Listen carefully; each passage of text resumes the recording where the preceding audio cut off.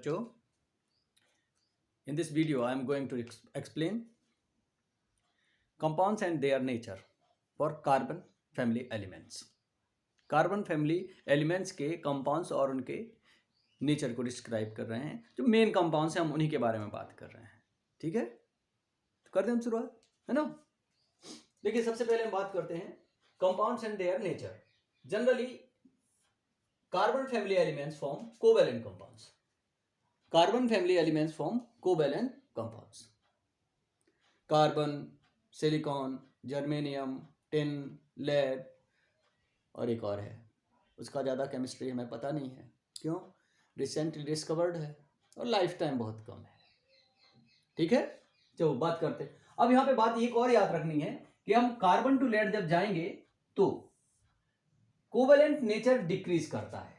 Compounds का covalent nature carbon से lead तक डिक्रीज करता है, लेकिन इलेक्ट्रोवैलेंट नेचर इंक्रीज करता है ना। तो दिमाग में आएगा भैया, जब कोवैलेंट कंपाउंड बनाते तो इलेक्ट्रोवैलेंट नेचर के बारे में बात करने की कोई ज़रूरत नहीं है। हाँ, सही बात है, लेकिन एक बात आपको याद रखना पड़ेगा कि कोई भी कंपाउंड परफेक्टली कोवैलेंट भी नहीं होता है और परफेक्टली आयनिक नहीं होता, इलेक्ट्रोवैलेंट नहीं होता, इसलिए ये बात करते हैं। चलिए अब आगे बढ़ते हैं। कुछ कंपाउंड्स हैं जो इंपॉर्टेंट कंपाउंड्स में जो हमें पढ़ने हैं वो कौन कौन से हैं। हमें पढ़ने हैं ऑक्साइड्स, हमें पढ़ने हैं हाइड्राइड्स, हमें पढ़ने हैं halides. Oxides, hydrides and halides, यही मेन कंपाउंड्स हैं जो बाइनरी कंपाउंड्स हम पढ़ते हैं, स्टडी करते हैं। ठीक है, तो हम सबसे पहले बात करते हैं ऑक्साइड्स के बारे में, है ना। तो oxides, two types of oxides, monoxides and dioxides. ये जो कार्बन फैमिली एलिमेंट्स होते हैं, ये दो टाइप के ऑक्साइड्स बनाते हैं। Two types of oxides, monoxides and dioxides. अगर हम मोनोऑक्साइड्स के बारे में बात करें, तो इनका जनरल फॉर्मूला जो होता है वो होता है MO, जनरल फॉर्मूला होता है MO। और डाइऑक्साइड्स का जो जनरल फॉर्मूला होता है MO2, MO and MO2, where M is an element of carbon family, carbon, silicon, germanium. तो MO है मोनोऑक्साइड्स का और MO2 है डाइऑक्साइड्स का जनरल फॉर्मूला। ठीक है, अब मोनोऑक्साइड्स में हम बात करते हैं शुरुआत से। तो मोनोऑक्साइड्स में कार्बन मोनोऑक्साइड ये कैसी होती है, न्यूट्रल है, न्यूट्रल इन नेचर, स्टेबल है, यानी डिकम्पोज करेंगे वैसे रखी रहे आप इसको, आपको नेचर में ऐसे ही मिल जाएगी, और ये गैस भी है, ये आप पहले से जानते हो। ठीक है, silicon monoxide and germanium monoxide ये अनस्टेबल है। Silicon monoxide and germanium monoxide ये अनस्टेबल है। Tin monoxide and lead monoxide ये एम्फोटेरिक हैं, स्टेबल हैं, एम्फोटेरिक हैं और सॉलिड्स हैं। जैसे कार्बन मोनोऑक्साइड क्या है, न्यूट्रल है, स्टेबल है, गैस है। ऐसे ही आपके टिन ऑक्साइड और लेड ऑक्साइड मोनोऑक्साइड जो है एम्फोटेरिक, स्टेबल एंड सॉलिड्स हैं। ठीक है, अब हम बात करते हैं, दूसरी बात क्या करते हैं, डाइऑक्साइड्स के बारे में हम बात करते हैं। तो पहला है कार्बन डाइऑक्साइड, CO2, जैसे नाम वैसे फॉर्मूला वैसे नाम, CO2 कार्बन डाइऑक्साइड, है ना। सिलिकॉन डाइऑक्साइड, इसको सिलिका भी कहा जाता है, ये एसिडिक सॉलिड है, ये एसिडिक गैस है, ये एसिडिक सॉलिड है। अब आगे बढ़ते हैं। Germanium dioxide, tin dioxide, lead dioxide. Germanium dioxide, tin dioxide, lead dioxide, all these are amphoteric in nature. Acid से भी रिएक्ट करेंगे, बेस से भी रिएक्ट करेंगे। एम्फोटेरिक इन नेचर, एसिड से भी रिएक्ट करेंगे, बेस से भी रिएक्ट करेंगे। Monoxide and dioxide, monoxide tin और लेड के, डाइऑक्साइड जर्मेनियम, टिन और लेड के, ये क्या है, एम्फोटेरिक इन नेचर है और इस सॉलिड स्टेट में होते हैं। ठीक, यहां से आप कंक्लूड कर सकते हो। On going from carbon monoxide to lead monoxide, जो एसिडिक नेचर है वो इंक्रीज हो रहा है। देखिए, फ्रॉम कार्बन मोनोऑक्साइड न्यूट्रल है, ठीक है, टिन और लेड ये कैसे एम्फोटेरिक है, न्यूट्रल से एम्फोटेरिक जाओगे, इसका मतलब एसिडिक नेचर इंक्रीज हो रहा है और बेसिक नेचर भी इंक्रीज हो रहा है, दोनों ही बातें यहां पे। ठीक है, अच्छा, नहीं तो इसमें एम्फोटेरिक नेचर की बन गया। इनके बारे में नेचर के बारे में हम ज़्यादा बात नहीं करते हैं, लेकिन हाँ अगर हम बात करते हैं डाइऑक्साइड्स की तो आप देख सकते हैं यहाँ पे ये एसिडिक और ये एम्फोटेरिक, यानी एसिडिक नेचर जो है वो डिक्रीज हो रहा है और बेसिक नेचर वो है इंक्रीज हो रहा है। अब यहाँ पे एक बात और, कार्बन का एक और ऑक्साइड होता है, कार्बन का एक और oxide, one more oxide of carbon is there, that is C2O3। C2O3 इसको कहा जाता है कार्बन सब ऑक्साइड, कार्बन सब ऑक्साइड।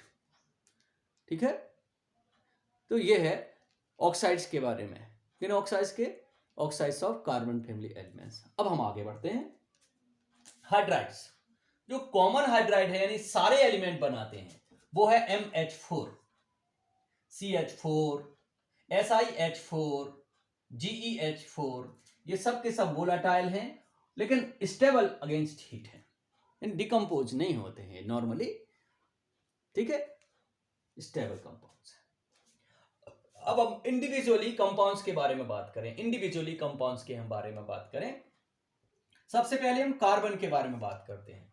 तो कार्बन का जो प्रॉब्लम है, कार्बन इतने टाइप के हाइड्राइड बनाता है, infinite number of carbon hydrides होते हैं, इन्हें हाइड्रोकार्बन कहा जाता है, ये हाइड्रोकार्बन्स कहलाते हैं, बाइनरी कंपाउंड्स हैं, compounds of carbon and hydrogen. Organic chemistry में बहुत डिटेल्स में इनको पढ़ना है ना, वो आपको। चलिए अब ये कुछ एक क्लासेस हम यहां पे बताएंगे, कुछ एक क्लासेस। एल्केन्स CnH2n+2, जैसे methane, ethane, CnH2n+2। Alkenes CnH2n, C2H4, C3H6 etcetera. ये मीथेन है, ये इथेन है, ये इथाइलिन है, ये प्रोपाइलिन है। इसके बाद एल्काइंस के बारे में बात करें, CnH2n-2, CnH2n-2, C2H2, acetylene, C3H4, CnH2n-2, ये प्रोपाइन है, ये इथाइन है। ठीक है, इन IUPAC system, in common name system सब चलते हैं ये।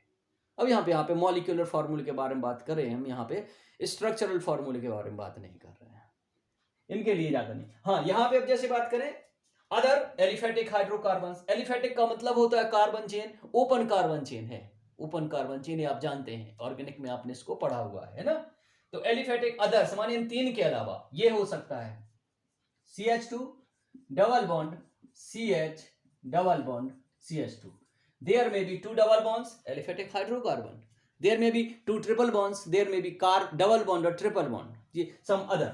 इसके बाद हम एलिसाइक्लिक के बारे में बात करें, एलिसाइक्लिक हाइड्रोकार्बन, एलिसाइक्लिक का मतलब ये है, एलिसाइक्लिक का मतलब ये है, देखते जाइए जो हम स्ट्रक्चर बना रहे हैं, एलिसाइक्लिक का मतलब ये है 4 carbon atoms in a ring, 3 carbon atoms in ring, 5 carbon atoms in ring, 6 carbon atoms in ring और more carbon atoms in ring, यानी जो कार्बन एटम्स है वो रिंग के फॉर्म में है, साइकिल के फॉर्म में है।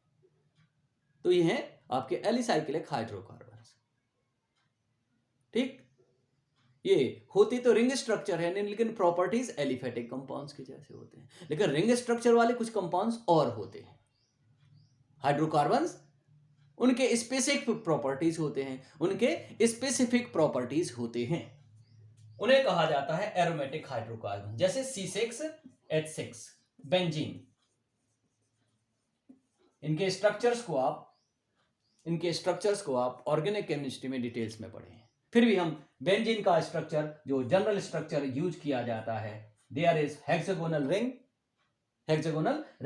Alternate, single bond, double bond, ऐसे भी माना जाता है, but this is not a certain structure of this, ये एक सर्टेन स्ट्रक्चर नहीं है बेंजीन का।